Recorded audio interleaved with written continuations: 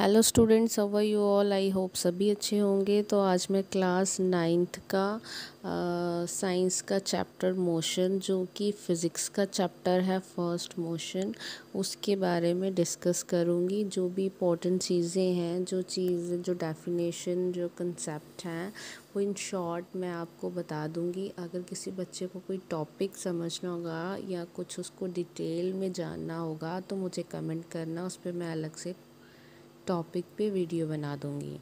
So let's start. सबसे पहले chapter का नाम मोशन है। तो ये स्टार्ट करने से पहले जो भी बच्चा पहली बार मेरी वीडियो को देख रहा है वो प्लीज़ मेरे चैनल को सब्सक्राइब कीजिए और मेरी वीडियो को शेयर कीजिए जितना हो सके, ताकि बाकी बच्चों को भी हेल्प हो सके। So let's start.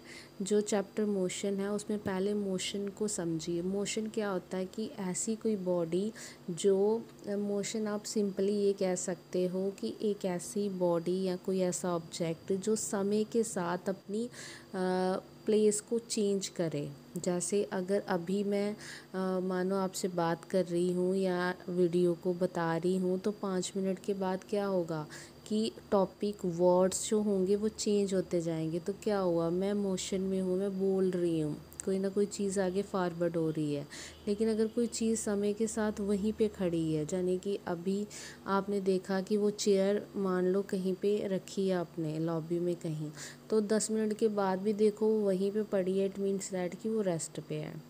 ठीक है। अब जो मोशन होता है वो डिफरेंट टाइप्स का होता है। वो स्ट्रेट लाइन में भी होता है, फिर अलग अलग लाइन में, कि जिस तरह का पाथ होगा उस तरह सा। जैसे रोड है तो टेढ़े मेढ़े भी होते हैं, स्ट्रेट भी होते हैं। तो मोशन भी आप इस तरह मान सकते हो। सर्कुलर भी मोशन होता है।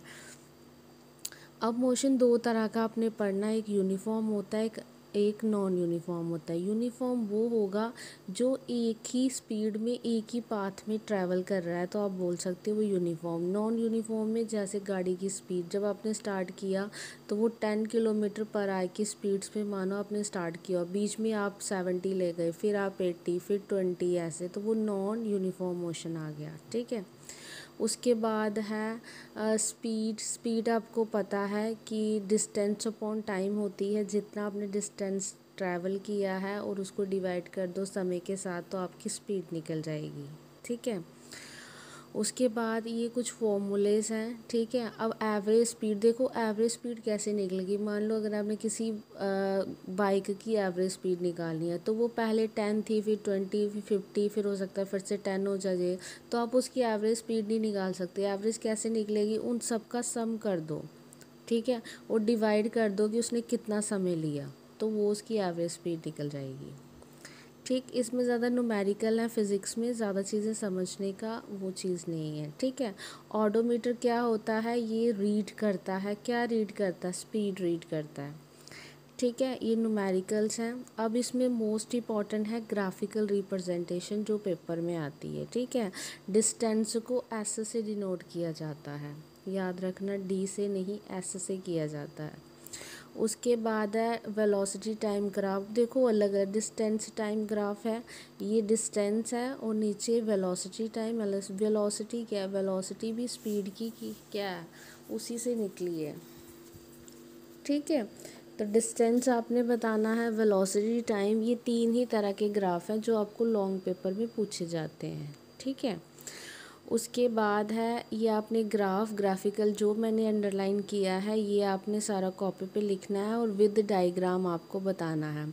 इक्वेशन याद रखना इम्पोर्टेंट है इसमें। ठीक है। इक्वेशन 3 ही हैं जो आपको बड़ी क्लासेस में, जहाँ तक आप फिज़िक्स पढ़ोगे वहाँ तक ये यूज़ होगी। तो इसकी equation of motion by graphical method से 3 ही इक्वेशंस हैं। v यानी कि वेलोसिटी किसके इक्वल होती है, u plus at। u means initial velocity plus a acceleration into t मतलब टाइम। ठीक है। s होता है डिस्टेंस। ठीक है। 2as equals to v square minus u square. ये आपको याद रखनी पड़ेगी। तीनों इक्वेशन मोस्ट इम्पॉर्टेंट है और इनकी डेरिवेशन पेपर में ज़रूर आती है, एक लॉन्ग में डेफिनेटली। जैसे अभी बच्चों के U1 एग्ज़ाम है, तो उसमें से आपको एक फ़िज़िक्स का, एक आपको केमिस्ट्री का और एक आपको बायो का चैप्टर आएगा, तो इसलिए लॉन्ग क्वेश्चन इसमें से यही बनेगा। ठीक है। So that's all. ये आपके ये था। उसके बाद है यूनिफॉर्म। देखो जो सेम स्पीड में, देखो अगर रेक्टेंगल पार्क में कोई चीज़ मूव कर रही है, पाथ में तो हम बोलेंगे एंगुलर ट्रैक है।